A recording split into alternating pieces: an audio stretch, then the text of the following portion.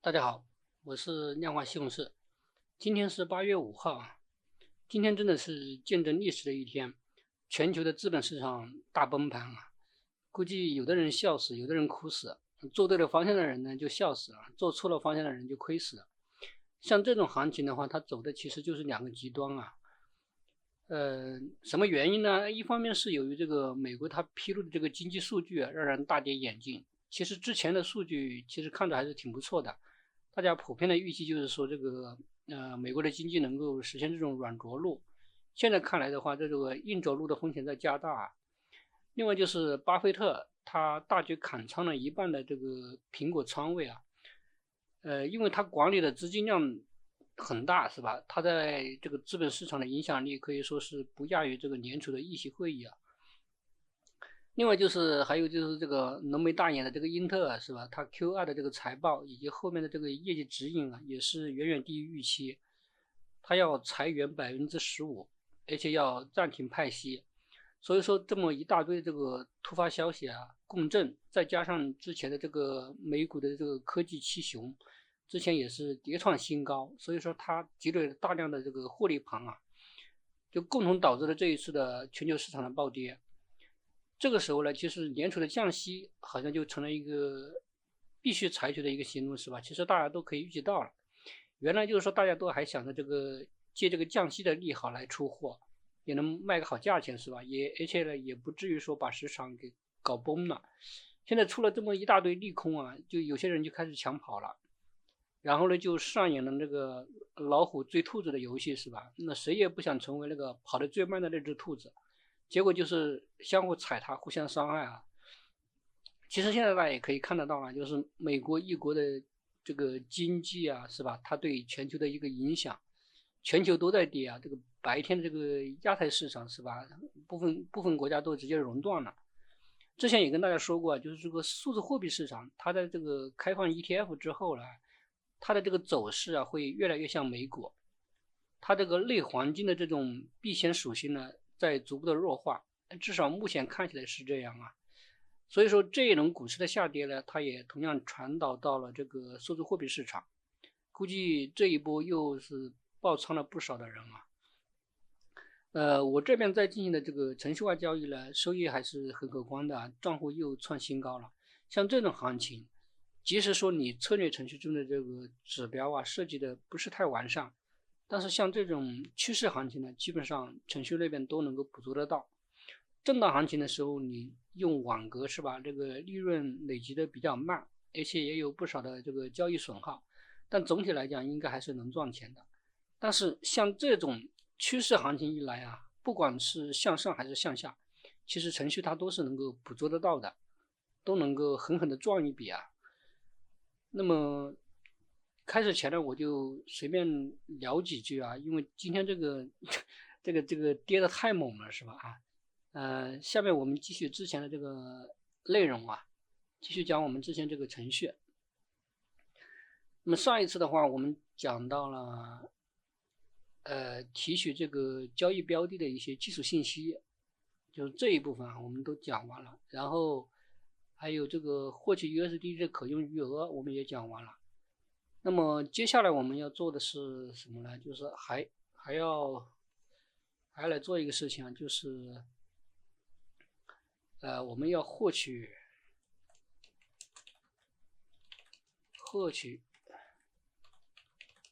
当前的标的的最新价格。为什么要获取到这个东西呢？是用来计算我们这个可以下单的数量啊。因为这个币安的话，它不像 OKX 那边，它可以直接有一个函数让你提取到那个最大的可下单数量嘛，是吧？这个币安它是没有的，所以需要我们自己去计算。那么我们就需要去拿我们的 USD 的可用余额，然后去除以我们的这个标的的当前的价格，我们才能知道我们能下多少的数量嘛，是吧？那么这个的话，它是怎么获取的？它是还是用一个变量来接收啊。然后它有一个，我看一下是哪一个啊？tick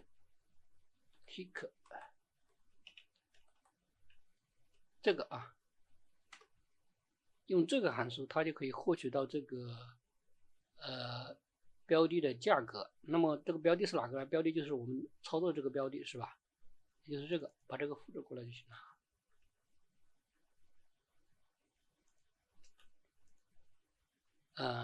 这样的话我们就这个看一下，这个也是要去提取的啊，用一个变量来接收。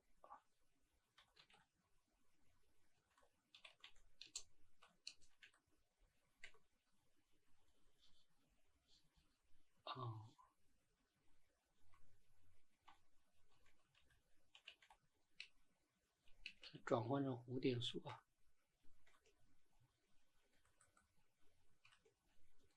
这我们可以来看一下啊，打印一下它输出的东西啊，看一下。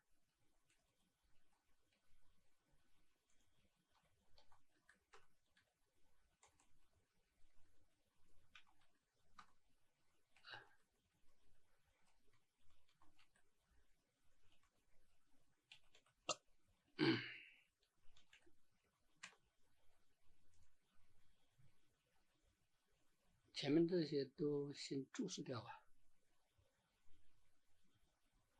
我们来看一下获取到的余额对不对啊？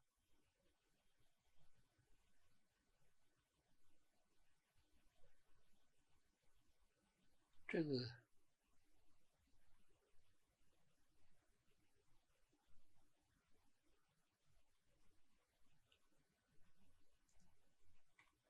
打印一下看一下。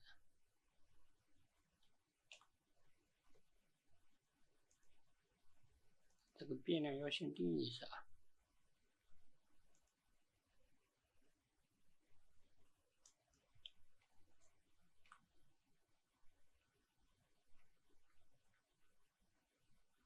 然后我们来打印一下看一下。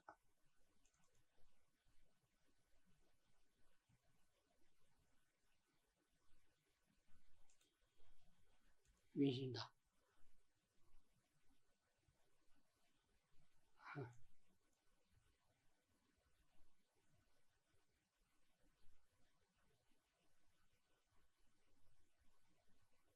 这个是价格啊，53428。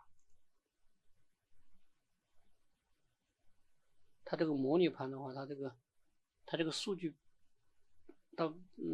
不及时啊，它应该是这个获取到的数字应该是没错的啊。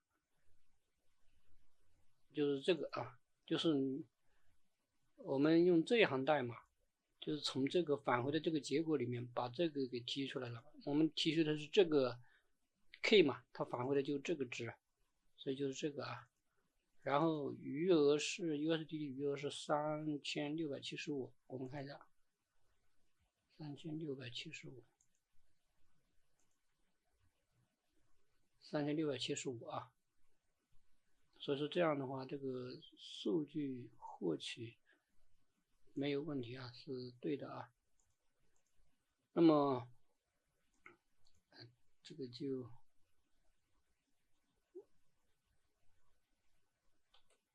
这都不要了吧。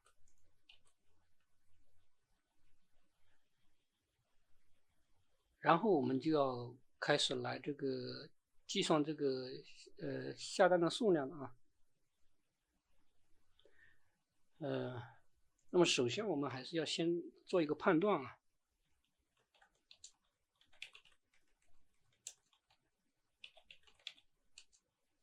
判断你这个就是判断当前 USDT 可用余额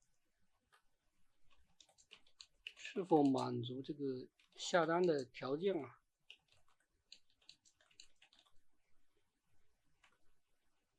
if 也就是这个值，我们要先判断一下这个值啊。这个值呢，这个值应该要大于什么呢？要大于这一块，把它给解开啊。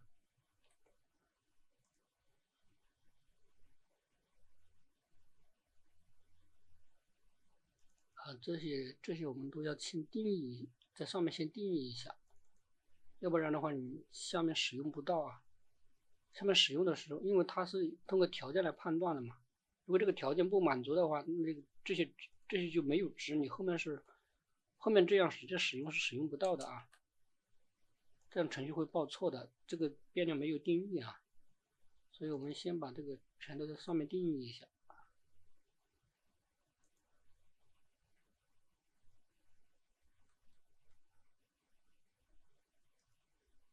就放这里吧。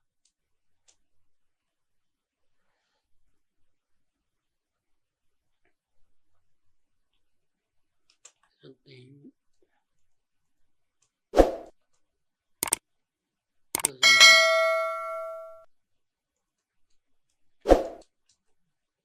最小数量，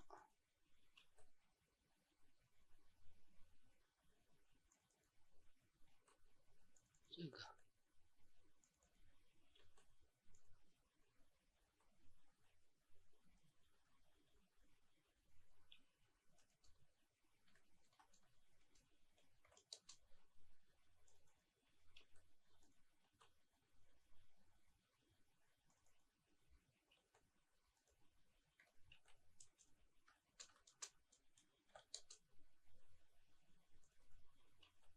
最小名义价值，最小下单数量，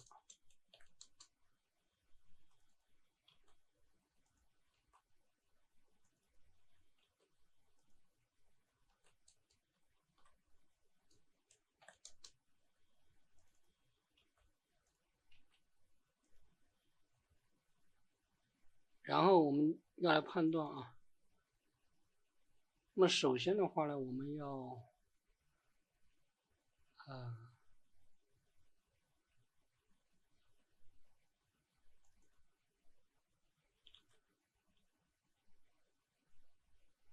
就是这个余额啊，这个余额，我们这里看到这个余额是3000多是吧？但是因为我们用了杠杆，所以说这个余额呢，我们实际上还要再再乘以一个我们的杠杆啊，这个才是我们的真正的可以使用的资金数量。你用了5倍杠杆是吧？我们这里是5倍杠杆嘛，那实际上就是刚才的3000多美金乘以5，是吧？大概15000美金左右吧，这个才是我们真正使用的可以用的资金余额啊，就是要算上这个杠杆。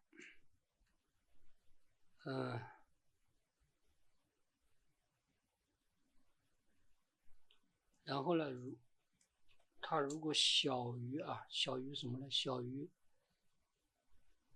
最小下单数量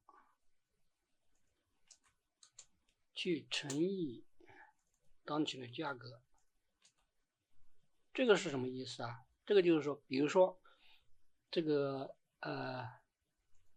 假如说这个 BTC 啊，现在是这样的一个价格，假如说它最小下单数量是比如说0.1，那么就是这个乘以0.1嘛，那你就至少需要5000多美金，是这个意思是吧？我这个举个例子啊，也就是说这个的话，就是说你如果这个就是说你最少需要这么多钱，你才可以去下单嘛，是不是？因为它有这个最小下单数量的限制在这里啊。你乘上这个价格，你不就是你至少需要这么多资金吗？是不是？然后或者是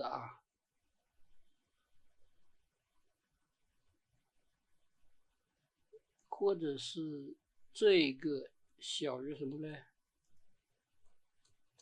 小于这个名义价值，最小名义价值也不行啊。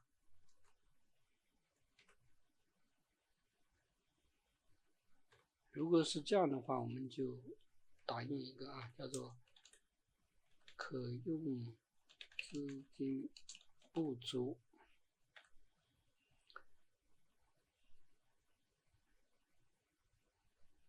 这个的话，可能有很多人可能觉得说，这种情况应该不会出现，是吧？他会觉得就是说，我的资金不可能这么少，它这个肯定是满足它这些条件的，所以说这个条件好像是可加可不加，是吧？其实不是这样的啊，就是说，我们在后面会讲到，因为你建完仓之后，你可能还会去减仓，然后减仓之后你又加仓，又加仓之后又减仓，是吧？就是它有仓位管理，然后还有就是它会进行网格挂单等等的，这个时候它会把，比如说在网格挂单的时候，它不是把这个资金分成了很多份嘛？所以说这个时候你还是要来加一个判断的啊，那个时候的你的资金的话，就不一定会符合他这个要求了啊。反正就是说，我们这样做是肯定是最完善的啊，就是把这个各种情况都考虑到啊。然后就是说，否则的话，那么我们就可以来，就说明这个资金是这个可用资金是足够的，那么我们就可以来计算这个下单数量了啊。然后，那么我们也是用一个变量来接收吧，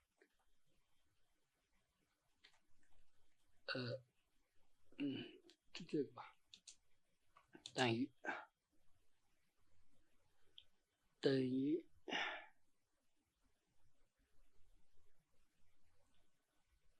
首先就是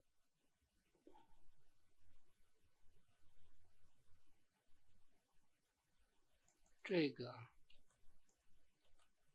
首先我们就要考虑一个问题了啊，这个其实在那个讲 OKX 的时候也讲过了，就是比如说我们现在有3000多美金是吧？那么其实你有两种方式啊，就是说一种是乘以一个百分比，比如说我现在是3600多嘛，我乘以0.9的话，那就是3000多的90%拿去下单，我还留了10%在那里，是吧？或者说你也可以直接这个不乘以这个百分比啊，那这样的话它就是全部的资金啊，这个我之前讲过是吧？我们最好还是乘以一个百分比啊，以免就是说你可能会出现这个，因为价格不断在波动嘛，我们计算的时候，如果说这个价格它大幅波动了，那么你去下单的时候可能就下不了这么多，所以说我们一般都是给它乘以一个百分比啊，然后我们再去除以什么呢？除以这个最新价格，也就是除以这个啊，再乘上你的这个杠杆倍数啊。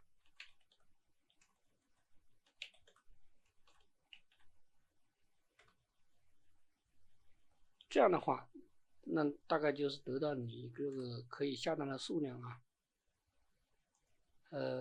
但是这里呢，我们还要做一个操作啊。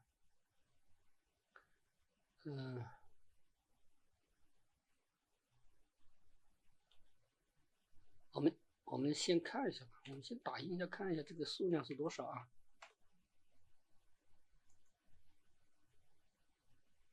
如果这个人，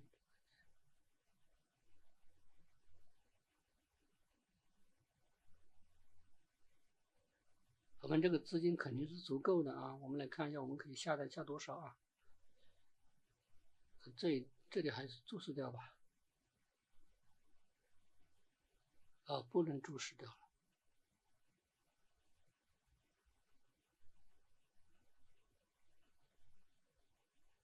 运行一下看一下。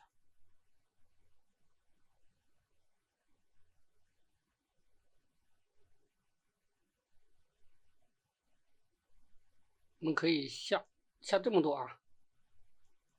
那么大家可以看到吗？这个数字啊，它是这么一长串，是不是啊？那么我们肯定要截取的是吧？比如说我们截取这个，比如说0.31或者说0.3102什么的，这个时候我们就要去看它这个最小下单我们要参考这个了啊，数量小数点位，我们可以看一下啊。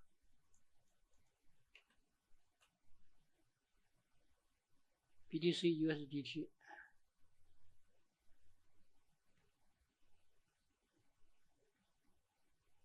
你看它的这个数量小数点位是3位，它的意思是什么呢？就是说，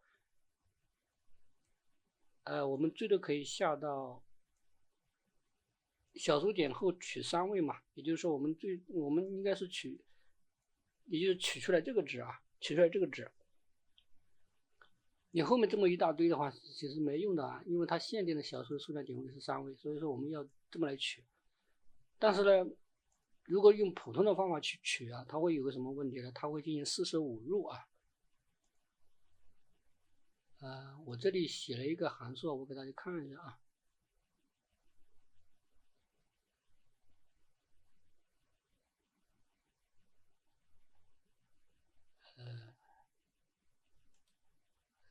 这个上面。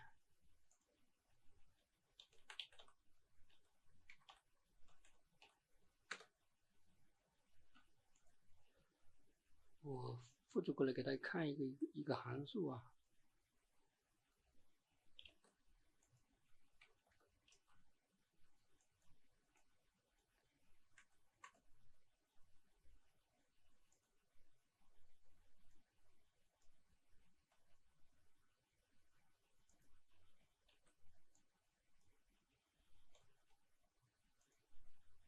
就是取几位小数，不进行45入。我们先来运行这个函数看一下啊。比如说我输入这个0.368，然后后面这个参数就是取几位小数啊。比如说我取2位啊。我们大家来看一下啊，先看一下它输出了个什么结果啊？大家看到了吗？就是我是给它的原数据是0.368嘛，然后我取2位小数的时候，它是取出来0.36，是吧？那么如果你用普通的那种去截取这个小数点位的话，它会出现什么？它会出现0.37，它会把这个后面这一位啊进行45入，然后就变成了0.37了啊。那么这种情况下，我们不能用这种方法啊。为什么呢？因为你像 BTC 这样的是吧？你差一点点，就是你小数位差一点点，它的资金量都不一样啊。它一个 BTC 就是5万多，是不是啊？你0.1个 BTC 你就要5000多美金，是不是？所以说我们这个时候你是不能用这个45入的啊。你用45入的话，可能你的资金都不够用，我跟你说啊。所以说这个时候我们都是取2位数啊，并且不要让它45入。像刚才那样的一个数字的话，我们大概取出来就是多少？我们来看一下，我们把这个函数给移过去啊。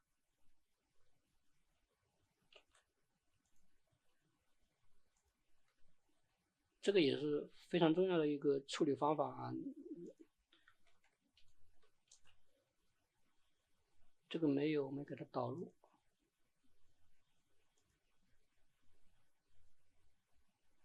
那么这个就是你传入的这个价格，就传入的这个数字是多少，然后这个呢，实际上就等于说你取几位小数啊，然后我们要调用这个函数啊，把它传过来。我们来看一下啊。那么这个前面呢，我们就要，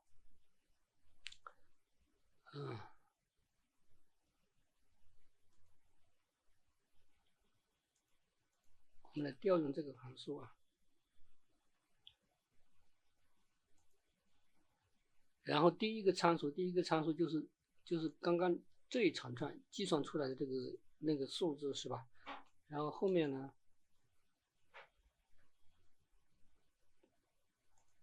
后面这个我们要给它传一个，那么这个是多少呢？这个就传这一个值进去啊，数量小数点位，把这个值给它传过去。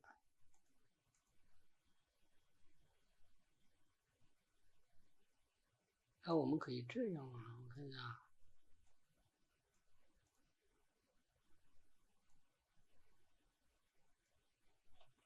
对比一下。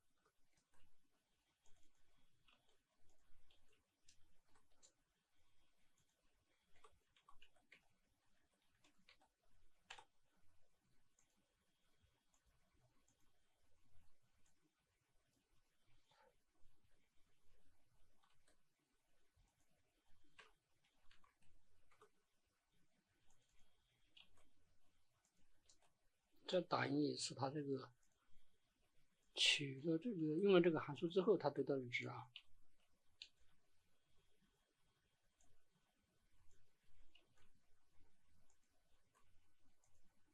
好，我们可以再看一下啊。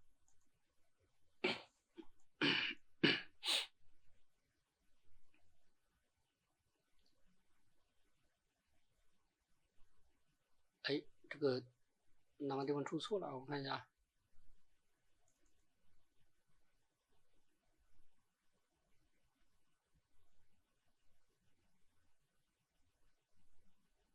哎，不可能啊！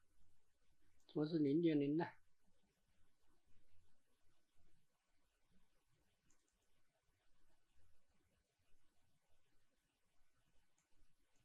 那应该是这个值可能没取到还是咋的啊？我们来看一下。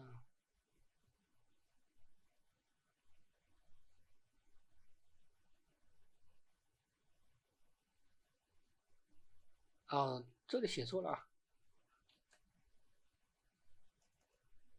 应该是这样吧？我们看看这个值有没有取到啊？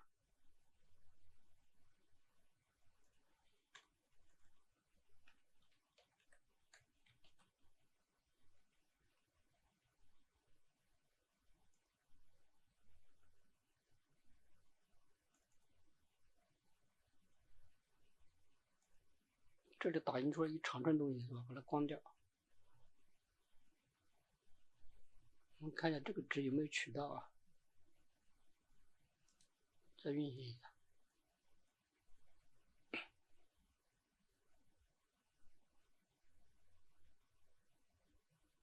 3位应该取到了啊，这次就对了啊。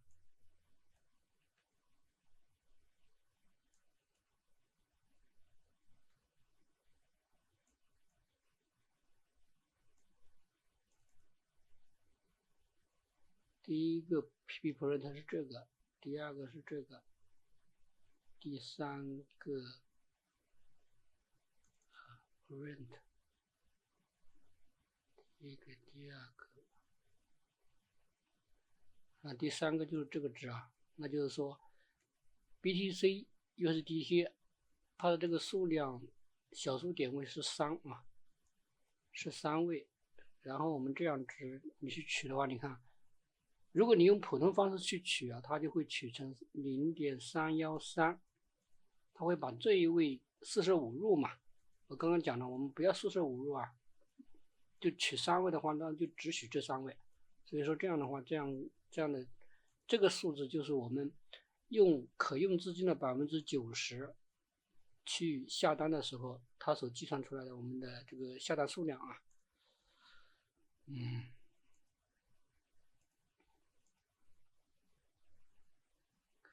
这样就拿这个数量了是吧？然后我们就可以开始来下单了啊。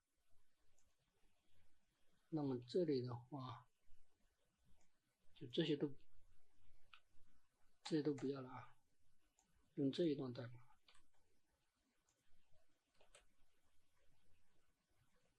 这个留着吧。然后就开始下单操作啊。这个下单的话呢，它是还是先这样说一下，它有一个这样的函数啊，我看一下，叫做 new order， 就这个啊。然后它里面有这些参数啊。那么第一个呢，这个的话就等于我们的这个标的嘛，是吧？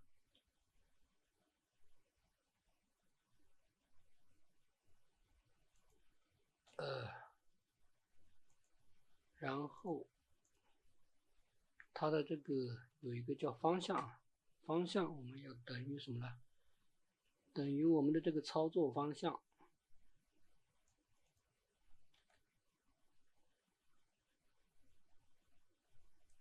那么这里的话，我又要敲一下黑板了啊，重点注意一下啊。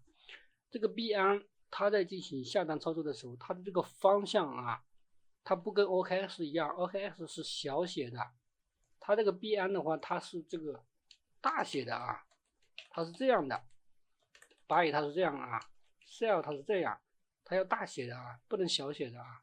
但是我们这里的不直接把它改成大写啊，为什么呢？因为我们就是币安和 OKX 虽然说它是两套程序啊，但是它的就是我们自己所设计的这个逻辑，处理方法是一样的。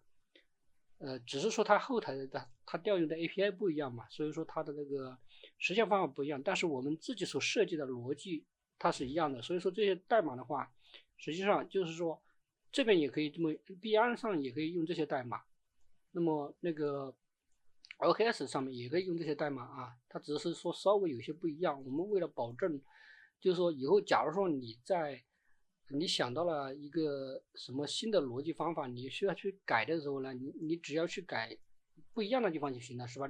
这些可以通用的我们就留着在这里，知道我的意思吧？所以说这个我们就不直接把它改成大写啊，我们直接在这里用一个函数叫做这个啊，这样的话它就把这个方向就是把这个单词它会自己转换成大写的啊。就是其他的时候的逻辑判断，我们都还是用这个，用这么一个小写的这个方式，用这个变量来判断啊。只是说它要具体操作的时候，我们再临时给它转换成这个大写就行了啊。那么这个是操作方向啊。然后还有就是一个叫做 type 的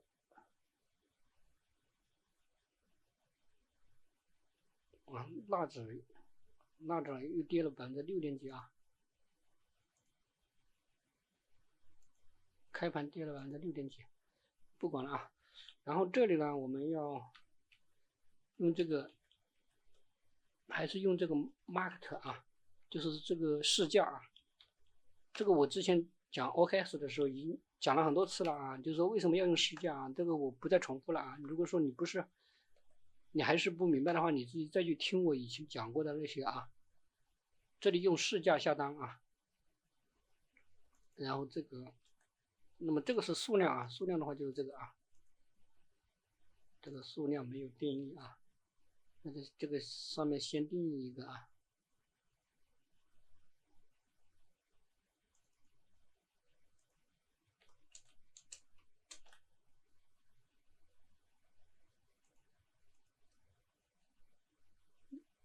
那这个操作标的是吧？就是这个方向就是这个的，把它变成大写，然后这个成交的方式就是这个市价，然后数量就是这个啊。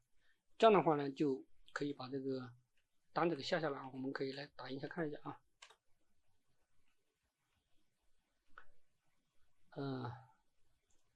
然后我们现在看一下啊。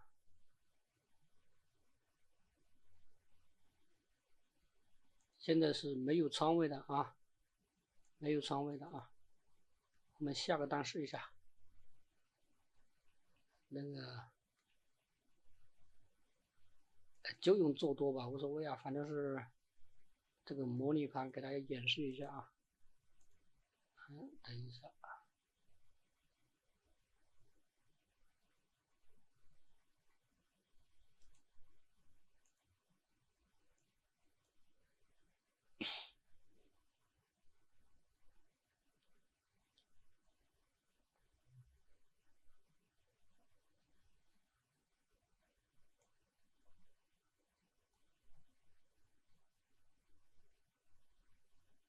这个是什么意思啊？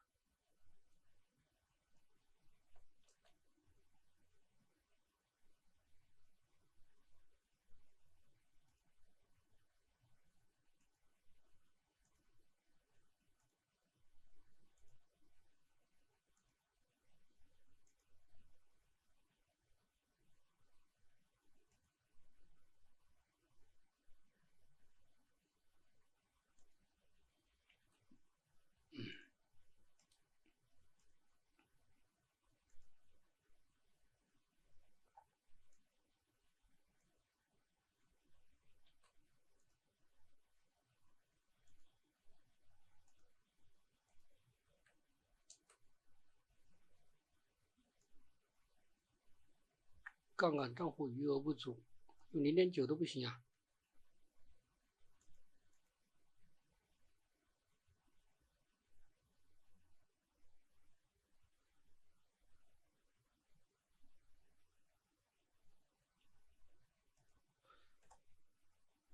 0.5好吧，我来试一下。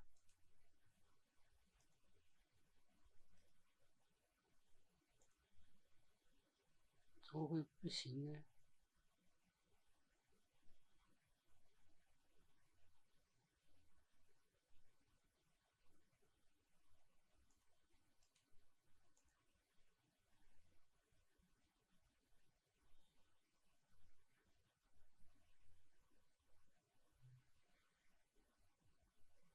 这次就可以了啊。这是为什么呢？其实就是因为它这个模拟盘，你看这个上下的价格相差很大。它这个币安的这个模拟盘，它不像 OKS 那边是，它应该是同步了那个实盘的那个盘口数据，它这个是没有的。而且它这个有很多这个交易对啊，它的数据都是空的，或者说你没办法去模拟啊。你要模拟的话，你还只能去模拟这个 BTC USDT 的。我好像之前做过的啊，就是说，所以说它这个数据啊，它这个变动很大啊，所以说有的时候你在模拟盘的时候，你会发现它就会出现各种各样的问题啊。那么我们把这个数量调低了，它就可以了啊。这样的话，你看我们就下好了这个单了，是吧？它5倍的啊，5倍做多，这个是绿色的嘛？这样的话，我们就把这个仓位给下好了啊。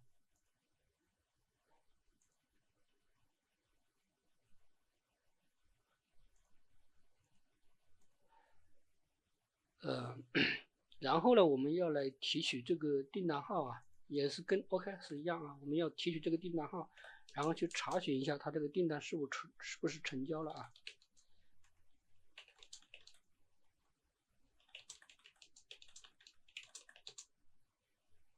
这个的话，我们直接把原来那个给复制过来吧。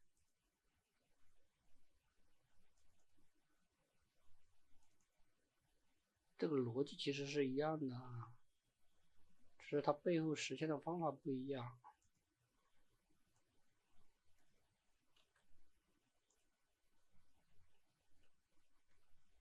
哦，这里我们写了一个在这里了啊。那么要从这个里面去拿到这个订单号啊。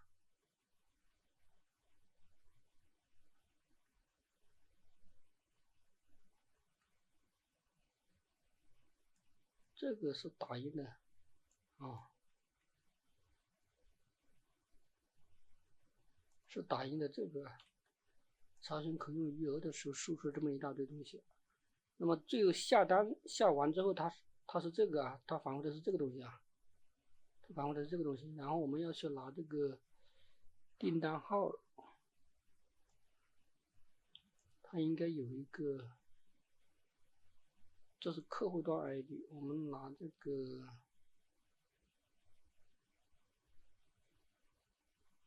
我们拿这个啊，拿这个 old ID， 那么这个的话，我们就直接调用这个，然后把这个传进去啊，取它的取它的这个 old ID 就行了。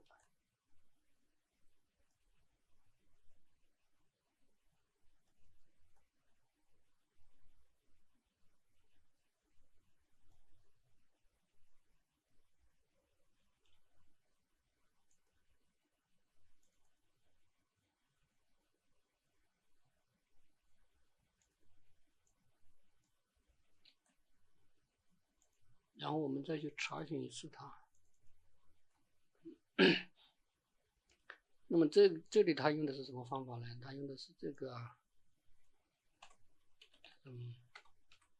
它有一个叫做这个的啊，这个标的就等于这个标的，然后这个 old ID 呢，它就等于这个啊。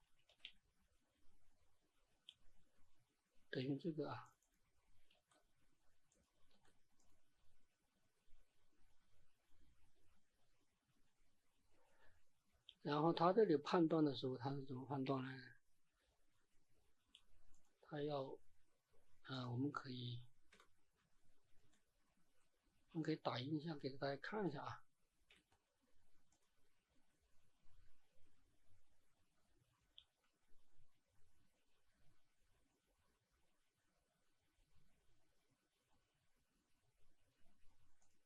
然后这个我们先给它，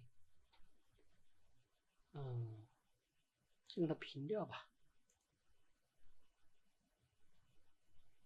重新下单啊。通过进到这个里面，然后最后我们来看这个输出啊。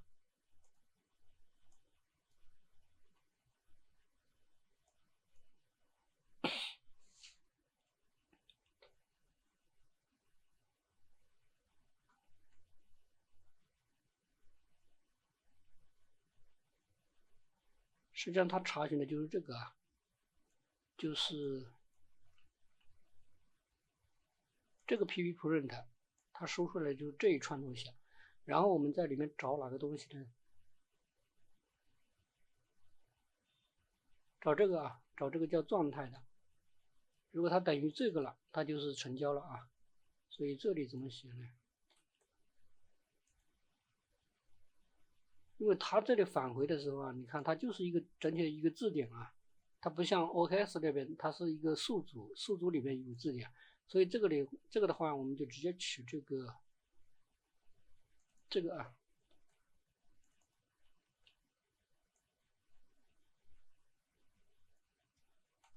等于你看这个它又是大写是吧 ？OKS 它那边是这样的，它是小写的，然后这边是大写的。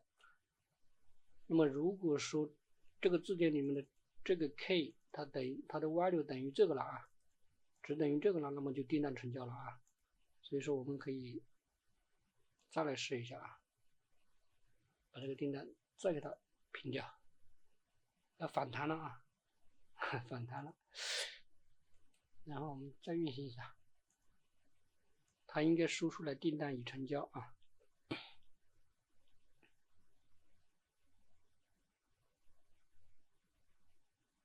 那订单已成交，是成交了吗？啊，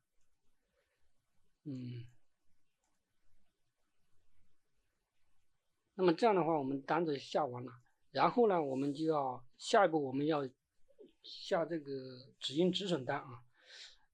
因为这个 BN 的话，它不像 OKS 那么方便啊。OKS 它在下单的时候，你可以把那个这个止盈止损单给带进去啊。你看我们这里的话，它是在下单的时候，它把止盈止损给直接就一起下去了。但是 BN 的话好像是不行的啊。BN 的话，你得再重新去，就是下完单子之后，然后再单独去下这个止盈止损单啊。所以说它会比较麻烦一点。已经40多分钟了啊，那我们那个下止盈止损单我们就下一次再讲，好吧？今天就先到这里啊，感谢大家的收看。